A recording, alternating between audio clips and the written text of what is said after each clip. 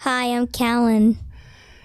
Callan, are you afraid of things? Yes. What's some things that you're afraid of?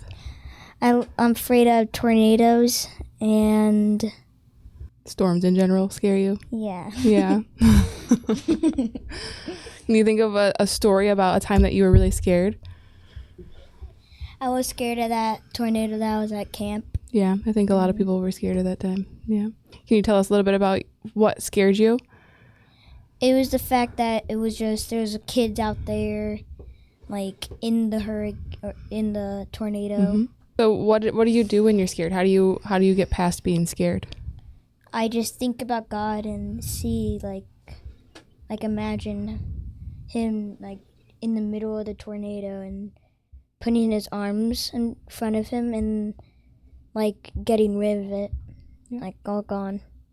Hello everyone, Rachel here from the NYC Godcast, where we offer wacky wisdom weekly from God's Word. This week we're starting our series on facing fears. Life can be scary, but we can boldly walk with confidence, knowing who is walking with us.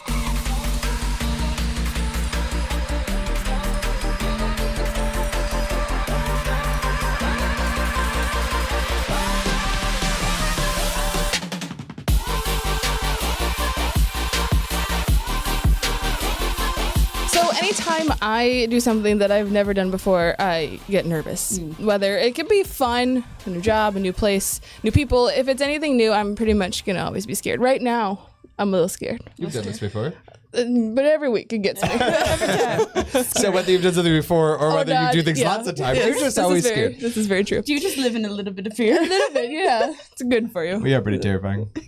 You have no idea. Podcast in a parking lot. That's the worst. I couldn't survive it. But it amazes me how in the Bible, so many faced extremely terrifying situations, but like the Bible just makes it seem like they just had like such ease about it. Yeah. You know, like I'm sure David's heart was beating pretty fast as he like went up and faced Goliath, but he did it with such confidence that God had already taken care of his battle. Shadrach, Meshach, and Abednego even said, "We're not careful to answer thee in this manner. If it be so, our God, whom we serve, is able to deliver us from the fiery furnace, and he will deliver us out of thine hand, O king." It's found in Daniel 3:16 and 17. So many in the Bible face situations that would just make us crumble today, but they stood firm. They knew who stood with them. He didn't face the giant in David's name, but in God's name. They weren't trusted in themselves to make it through the furnace, but that God would deliver them. We see this over and over and over again in the Bible. Yet, when we hit a little speed bump of a life, we freak out and just give up. I have faced like some scary things in my life, nothing compared to what those in the Bible faced, but just things to me that were pretty tough to go through.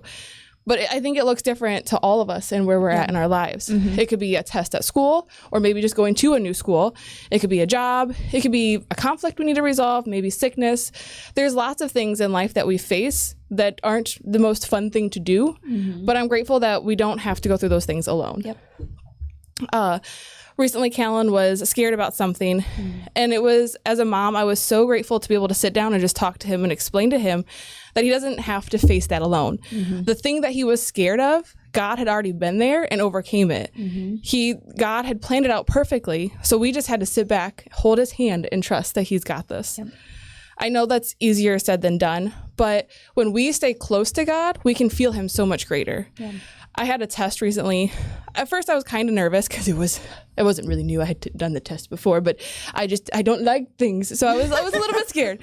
And typically I would be pretty nervous about it. And the days leading up to it, I guess I was expecting to just kind of like be anxious and nervous, but I just had this peace and I felt that it was from God. And I knew that whether the test went well or it didn't, that no matter what, God was there with me, no matter how it turned out.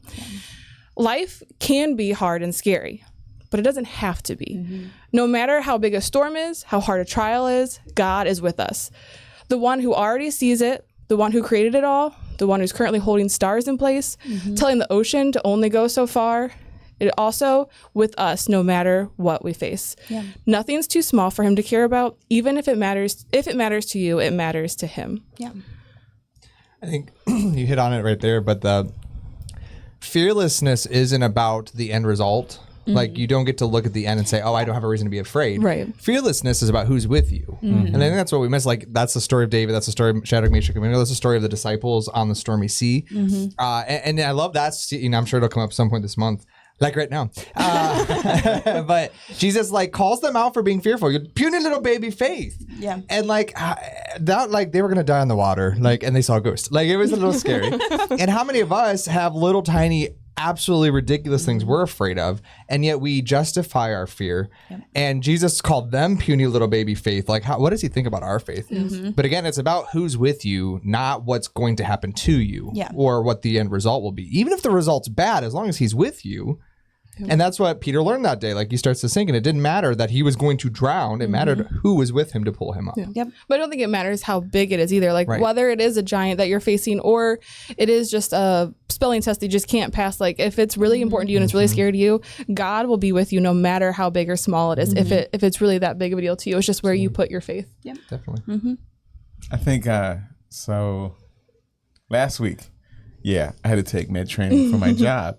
And like, I never understood people who like can't take a test. You know what I mean? It's like they freeze up and they just can't take it. And I'm like, I don't understand that because I don't fear that. I don't fear taking the test.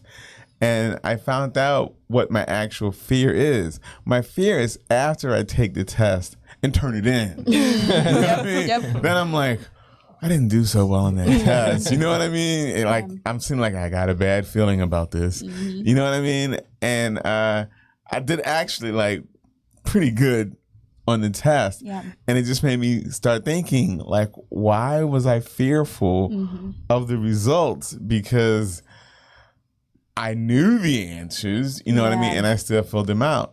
So to me, a lot of times when we face a fearful situation, I think that when you look at people in the Bible, okay, like they lived a hard life. Like a good day for somebody in the Bible is still a bad day for us. You know what I mean? It's like I had to walk uphill both ways just to get some water. You know what I mean? Barefoot in the blazing sand. You know what I mean? And we complain about like, you know, my coffee's not hot enough. You know what I mean? So I think the way the world is, you know what I mean? Like you said, like if someone said to you, you know, we're gonna put you in a lion's den if you know what I mean? Like, well, I guess I'm going to stop doing that because I don't want to go in the lion's den. I think that, and again, I'm sure we'll talk about this month, but I love the concept of like David didn't start with the giant. Right. He started with the bear and the lion. And Nathan Johnson likes to say he didn't start with the bear and the lion. He started with the bunny. And before the bunny, the squirrel. And before the squirrel, the chipmunk. And before the chipmunk, or ant. And I added that one myself. It shows. But the point is this, like to Rachel's point, overcoming fear. Every fear you have matters to God. It's all about trusting him to be with you in the smallest fear. And that'll lead to you being able to overcome greater and greater and greater fears to the point where you can stand against giants.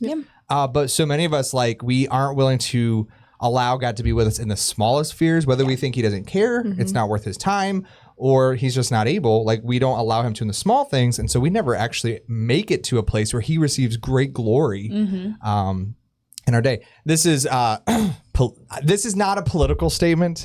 When I have to face and turn the camera, you know what I mean. Like, it's not a political statement. I say this very regularly at our church. But I'm convinced that Christians of our day, I'm not talking about the generations, I'm talking about all Christians of our day, are snowflakes. What do snowflakes do? Snowflakes melt in the heat. And that's how most Christians are. And that's kind of to Kevin's point, is like in the soft, cushy lives that we live in, spiritually, when we go through something that is stressful, makes us anxious or fearful, we just fall apart. We literally just melt under the heat. That is not God's plan for the Christian. We're supposed to be unmovable, unshakable, always abounding, like to a place where nothing will move us. Not even a giant standing there, not a life-ending storm at sea, not a furnace of fire. Like, come on, be thrown into it. Like these are not lions' dens. Like, these are not small things, but those are to be the things that make us. We don't cower at them. We don't bow down. We don't bend. We don't move.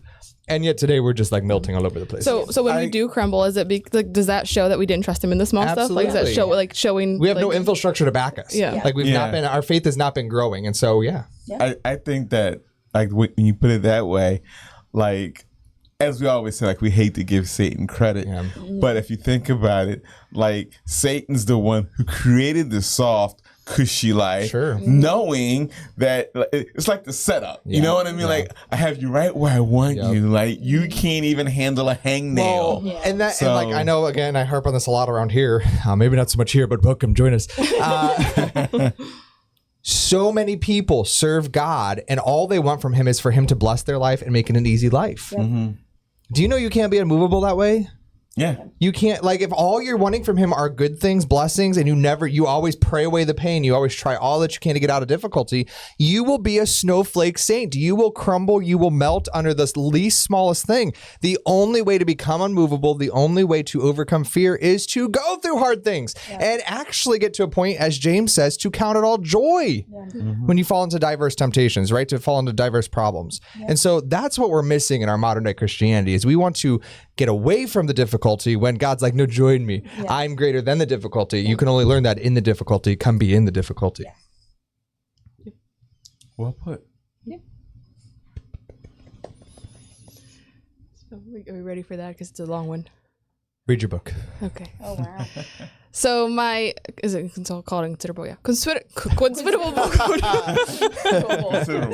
Considerable quote When today. they write it with a quill, it's a coincidental. Oh, okay, that makes sense. I doubt that these people did, but life's challenges sometimes seem impossible. Do you feel you're too weak to fight the battle? Don't give up. Keep your heart loyal to God, for He constantly watches over you and desires to demonstrate His strength in your life. God is willing and just as capable of giving you victory in your current challenge as He was with those in times past. The question is not whether God is looking for His people, but whether His people are seeking Him. Take comfort in God's promise that He watches over you and wants to give you victory. That's from Experiencing God Day by Day by Henry and Richard Blackaby. And then the featured content is, gotta go farther. Trust in God by I Am They with Chase & Co. I'm gonna go with that. And then happy birthday to people. Connie Lape, Evie Schultz, Christian Spencer, Emmett Bates, Riley Kreminski, Scarlett Slayton Tucker, and Ross Palmer. Happy birthday. Happy birthday. Is this where we do this? Sure. Is this where we We actually did have a mail. We had a comment, and it was in our mess from my technology problems last time, so I didn't make it. So I'll try to get that for next time. But we did have. So I don't piece have of one mail. for today. You don't. So But look forward to it next week. that's right, because it's really Somewhere. not a big deal. So what do we call these? Just questions from camp. Okay, that works for me. So our question this week is, how do you know if you got saved? So I would say that there will be evident change for sure. It's not like you don't get up from the altar and then suddenly you just you look different, or you have this you get smacked in the face. But it's a gradual. You're gonna change. You're gonna be a different person. Yeah, that's a good one. Jamie approves. Thank you. I put my stamp of approval on it. There we go. Well, you made it. No, I agree. Yeah. Go ahead. I think in our microwave society that we live in, that's what people want, though. Yeah, they want the You know change what I mean? Like they want the change to happen instantly, and then so do the people around them, which puts more pressure on them to change. And in a weird kind of way, it's I got saved last night, and their friend is like, "Did you really? Well, what do you think about this now? How are you? Yeah. You know what I mean?" And the person is like, "Well, I did get saved." So the correct answer should be, and they answer it not what God wants them to say, but what they think they should feel about being saved. You know what I mean? And then when it actually starts to take effect, they realize, ooh, I kind of answered that question wrong. You know what I mean? So I think that, kind of to that, biblically, there is no external evidence that proves assurance of salvation. Yeah. The Pharisees, Saul of Tarsus, there's so many people who refute, all the things we think, I went to an altar, I cried a tear, I give an offering, I work in the church. Crawl to the altar. I mean, sometimes. we think those all are things that prove we've become a Christian. That's not so. Christianity, salvation is an internal heart change. It's a heart transplant. It's not removing your hard, stony, rebellious heart of stone and replacing it with the Lord's soft, fleshy heart of obedience. Yep. That's an internal thing that only you and God can know. And so how do you know you're saved? Well, it's kind of back to what Rachel said. Do you continually see evidence of his heart, not your heart? Do you continually see places where you're saying, yes, Lord, and you're obeying and submitting, and you actually want to, kind of back to our episode last week with Miguel, how like you actually desire his law. It's not laborious. You actually want to do his will. You actually want to do these things legitimately, not just in word when someone asks you, but you actually have a heart towards the things of God. You no longer desire the old things because old things have passed away and all things have become new. And so it's more of a seeing something over time that proves it. And so may we be cautious, and I think we've talked about this on here before too, but maybe be cautious as the church in so quickly confirming Christians. Because instead we should be affirming them. We should be motivating them. You can do it. You can love God. You can. You can. My mother was a caterpillar. It doesn't matter. VeggieTales just crawled right out of me. But maybe be cautious on the minute they get up from the altar. Let's all just come give them a warm handshake and give them a hug. And so happy the angels are celebrating, came into God's family. We're so happy. Let's dunk them now. Let's slow down, friend. Because they could have just knelt and prayed. Remember, like there's so many examples in the Bible, like Ananias and Sapphira, Simeon. Like there's so many people who like did these outward things that God said. Judas, for goodness sakes, Judas. Have you heard about Judas? Like they looked like they got it.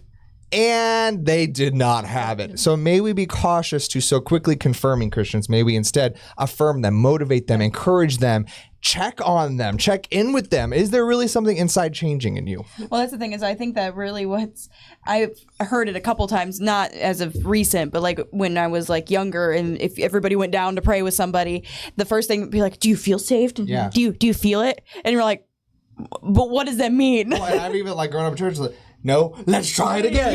Exactly. Smash their face into the carpet. I think when someone says, like, do you feel it? And everyone's looking at you. What do you gotta say? Yes, I feel it. Like, that is the response because you don't want to, like... It's not like you grow a Bible at your armpit and you're just good. You know what I mean? Like, there's a mental picture I can never unsee. Wouldn't that be helpful? How are you a Christian? Look at this. Look at that. Bibles. Make it easier. Are you? Nope. You ain't got it yet. You keep on like looking at people's armpits throughout church. This is so twisted. I can't even. That's right. Wow. Proof. It's a good thing we're not God. For so many reasons. Yes. So I hope that cleared that up. That's how you know. It is a very important question. And I do genuinely think, especially our folks at camp, I do genuinely think there is a vast majority of people who are growing up in church who don't have the assurance of salvation. Actually, ironically, we're going to be learning about this Wednesday at our church, this coming Wednesday. But Paul writes that if we continue in the faith, it is proof that we had faith. And Jesus says a similar thing. Jesus says that those who endure to the end shall be saved. And what he's saying is not your reward is salvation if you make it. Instead, what he's saying is that's proof that you were. And so when you get to the end, it's going to be evidence because you made it that this whole time you were.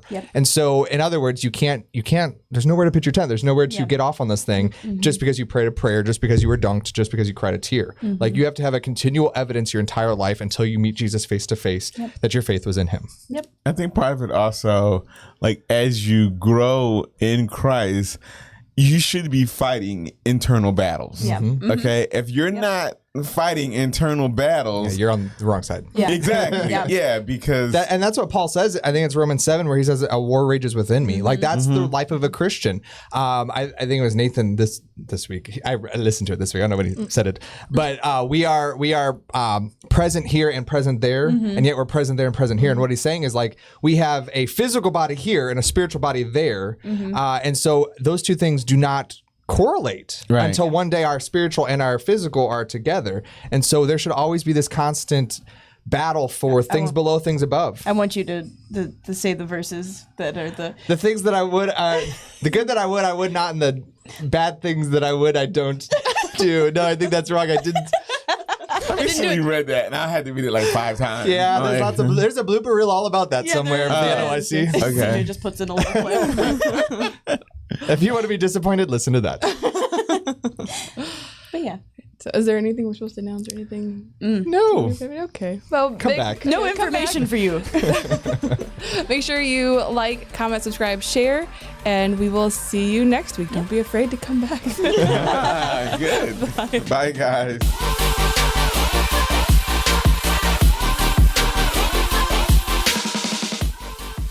It's your month.